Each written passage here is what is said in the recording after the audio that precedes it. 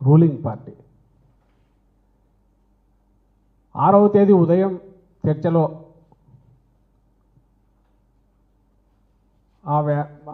Analyst, విశ్లేషకుడు, journalist Krishnaraju గారు ఏ వ్యాఖ్య అయితే చేశారో దానికి సంబంధించినంత వరకు ఆ సమయంలో సబ్జెక్టు చాలా మీడియాల్లో వచ్చిన సంబంధించింది ఇష్యూ అయినా అందులో అమరావతి చుట్టుపక్కల ఆయన మెన్షన్ చేసినప్పుడు కొమ్మినేని గారు మళ్ళీ మేము చూస్తే వారించారు, వద్దులేండి అవన్నీ ఎందుకు అని అన్నారు.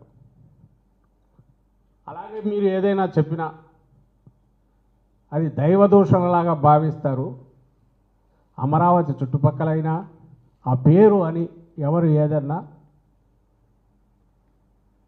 దాన్ని చాలా ఇదిగా రియాక్ట్ అవుతారు, ఎందుకు జాగ్రత్తగా ఉండండి అని కూడా హితవు చెప్పినట్టున్నాడు. అదే ఆయన వారించాడు, ఆ వ్యాఖ్య అయిపోయింది, డిబేట్ అయిపోయింది. అది ఎవరు చూశారో తెలియదు. దాన్ని తర్వాత రిపీట్ చేయడం కానీ ఛానల్లో లేదా సాక్షి పత్రికలో దాని గురించి వేయడం కానీ లేదా దాన్ని ఉటంకిస్తూ ఏదో కృష్ణరాజు కానీ లేకపోతే కొమ్మినేని కానీ లేదా మరో నాయకుడు కానీ ఇంకో సంస్థ కానీ ఎవ్వరు ఎక్కడా మాట్లాడాల.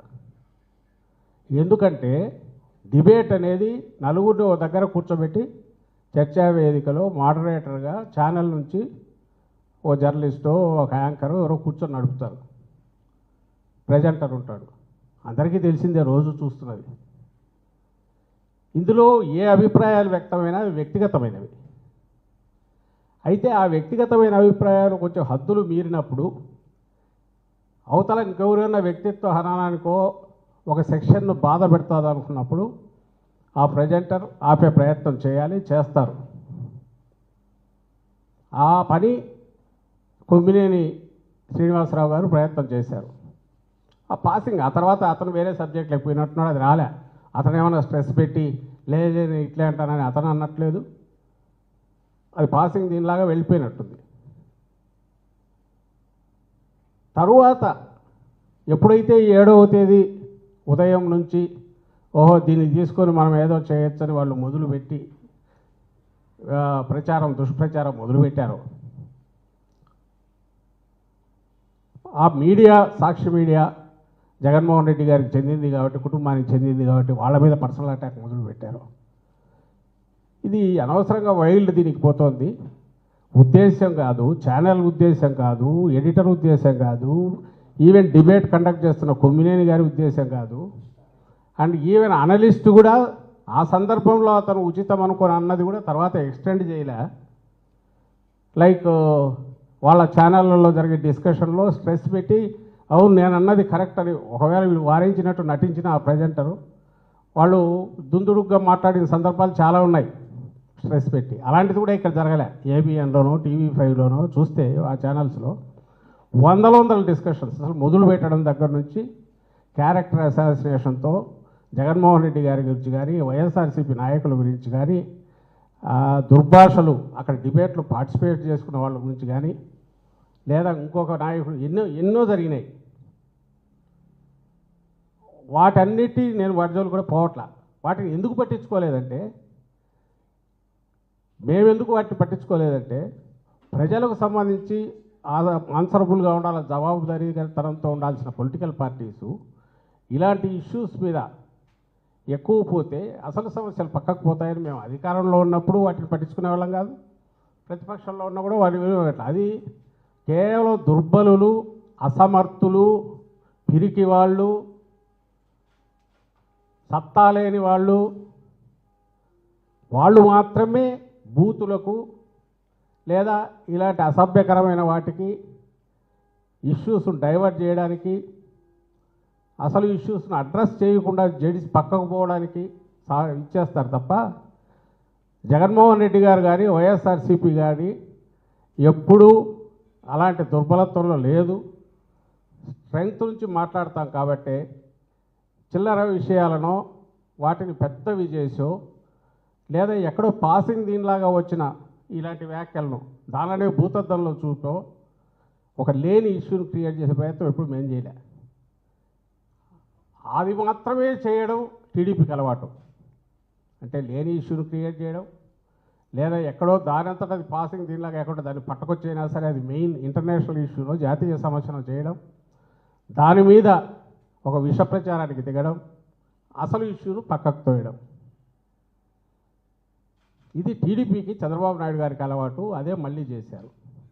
మళ్ళీ ఒకసారి వెనక్కి వస్తే 6వ తేదీ ఉదయం జరిగితే 7వ తేదీ 19 నుంచి వాళ్ళు దుష్ప్రచారం మొదలు పెడితే 7వ తేదీ 3కో 3:30కో లోకేష్ ఎవరు ఇప్పుడు చంద్రబాబు నాయుడు గారి కుమారుడు నెంబర్ 2నో మరి ఆయన 1.5 ఏదో ఎక్కడో నెక్స్ట్ వాళ్ళ ఫాదర్ దగ్గర రావడానికి కుర్రూ తొలుగుతున్న వ్యక్తిగా చెప్తుంటారు కదా, ఆయన ట్వీట్ పెట్టాక అనుమానం వచ్చింది మా వాళ్ళందరికీ. వీళ్ళేదో ఒక ఆర్గనైజ్డ్గా పోతున్నట్టున్నారు, దీని మీద ఎక్కువ చేస్తారనుకొని.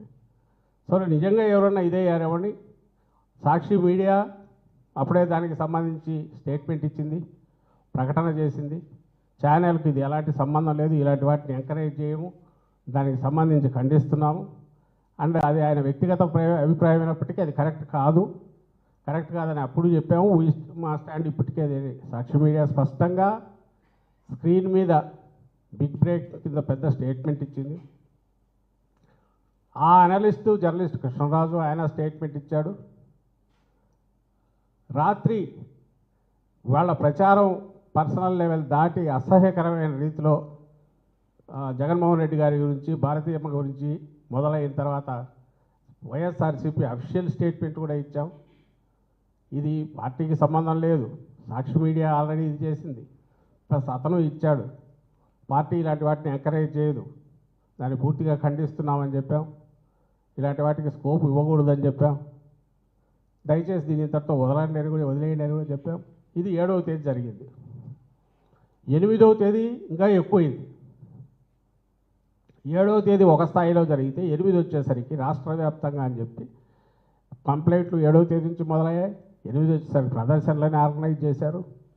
ఇంకా ఆ దుర్భాషలు కానీ, వీధుల్లో వీళ్ళు దిష్టి బొమ్మలను దగ్ధం చేయడం కానీ, సాక్షి ఆఫీసుల మీదకి వెళ్ళడం కానీ, ఇంకా దాని అరాచకానికి పరాకాష్ఠగా కనపడుతుంది.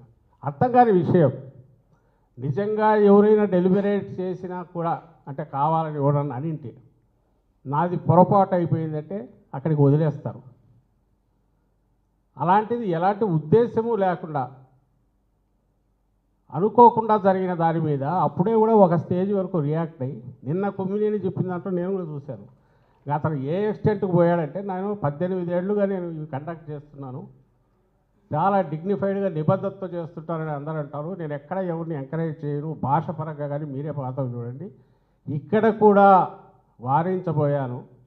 మేబీ ఇప్పుడు మీ స్టేట్మెంట్స్ చూస్తుంటే ఇంకా గట్టిగా చెప్పిండాల్సిందేమో, అది నాదే పొరపాటు అని ఓన్ కూడా చేసుకొని క్షమాపణలు కూడా కోరాను.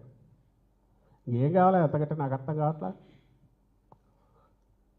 ఎవరు మొండిగా ఏది ఇది మళ్ళీ చెప్తున్నా, ఇది కృత్రిమంగా ఆర్గనైజ్ చేసిన వాళ్ళతో నడుపుతున్న ప్రదర్శనలు ఇవన్నీ. They are not natural. సహజంగా ఎవరికో కోపం తన్నుకొని వచ్చినవి కాదు. ఎందుకు కాదు అని అంటే ఆ దాంట్లో ఉద్దేశం లేదు, అది ఒక ప్రచారం కింద ఎవరు మార్చుకోలే, దాని జనం కూడా ఎవరు పట్టించుకోలే. మీ తెలుగుదేశం పార్టీ వాళ్ళు అక్కడ ఉన్న కొద్దిమందిని ఆర్గనైజ్ చేసి లేదా రాష్ట్ర వ్యాప్తంగా ఆర్గనైజ్ చేసి అధికారంలో ఉన్నారు కాబట్టి తప్పుడు కేసులు పెట్టి హెరాస్ చేయడానికి దీన్ని వాడుకుంటున్నారు.